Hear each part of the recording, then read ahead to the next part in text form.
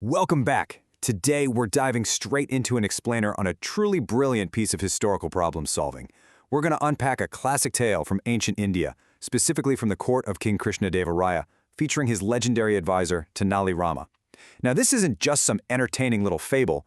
It is literally a masterclass in logic, human psychology, and deductive reasoning. We're going to see exactly how a completely impossible dispute was solved using nothing but the power of observation and one perfectly placed question.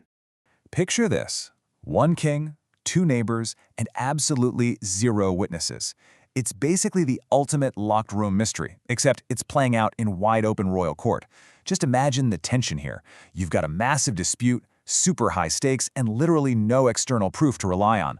Who in the world do you believe when it's entirely one person's word against another's? Well, this is the high-stakes puzzle we're jumping right into. So let's set the stage with Section 1, the unsolvable courts dispute. A perfect standstill. Okay, let's dive into this. Two neighbors approach the king, and the atmosphere in the room is incredibly tense. The king is sitting there on his throne, fully expected to deliver perfect justice, but the facts of the case are aggressively contradicting each other, and the stakes, they aren't small. We're talking 100 gold coins. In ancient times, this wasn't just pocket change. This was an absolute fortune. That's enough money to completely change a person's life. And that tells us exactly why this conflict matters so deeply to both of these guys. With that kind of wealth on the line, neither man is going to back down. One is desperately fighting to get his money back, and the other is fighting just as hard to keep it. So the king is looking at a flawless he said dilemma.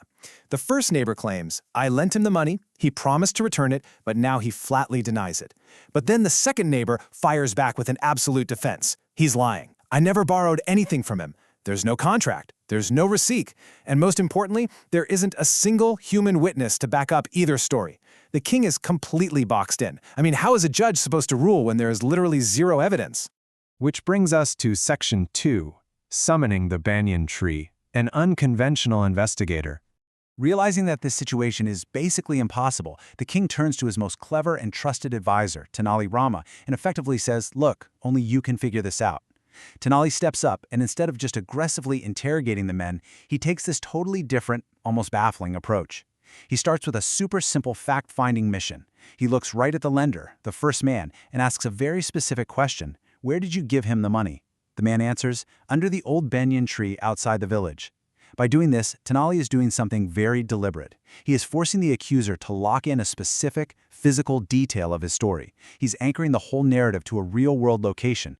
But then, Tenali issues a command that sounds absolutely absurd. First, he tells the lender to walk all the way out to that old banyan tree outside the village. Second, he tells the man to command the tree to come to the court and testify. Yeah, you heard that right. He literally wants a tree to take the witness stand.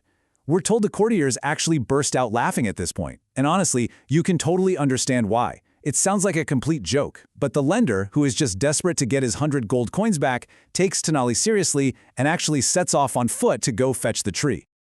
Now let's look at what's really happening behind the scenes in Section 3, the clever psychological trap, setting the bait.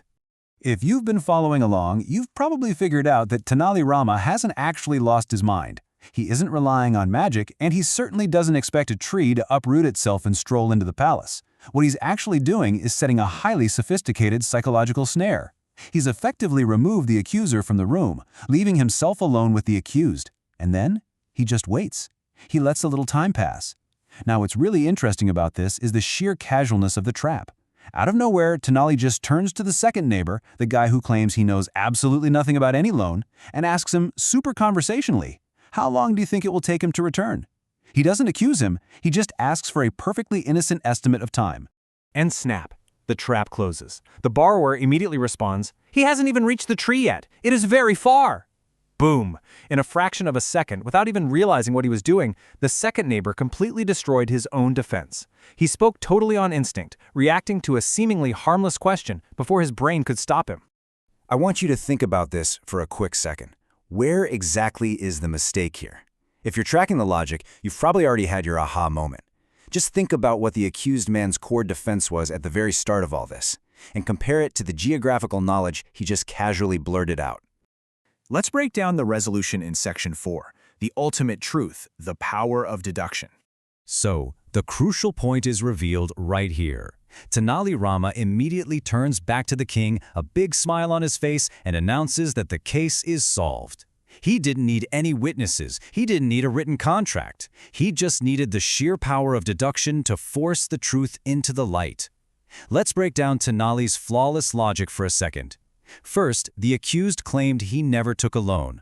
Second, by extension, he was claiming he had absolutely zero involvement with that location. Yet, and here's the absolute killing blow, he knew the exact distance to that specific old banyan tree outside the village.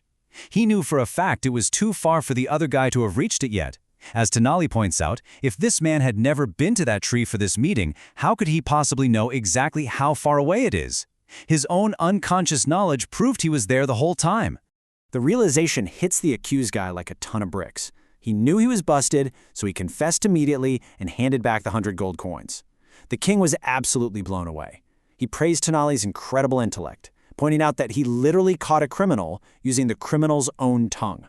This completely impossible dispute was settled swiftly and undeniably, all because of one strategically placed question.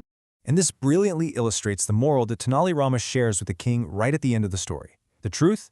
Well, the truth is always simple and clear. It really doesn't require any maintenance. But a lie? A lie is a massive, complex web. As Tenali says, you don't need to memorize the truth. But a person telling a lie will almost always eventually trap themselves in their own words. The cognitive load of trying to maintain a fake reality is just too heavy, and eventually, the brain just slips up and reveals what it actually knows. Which leaves us with this final, really profound question to think about today.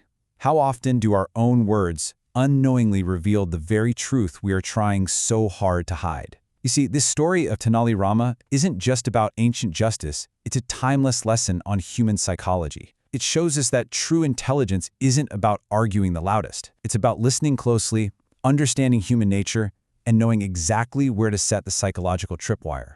Thank you so much for diving into this incredible explainer with me today. Keep learning, keep observing, and I'll catch you next time.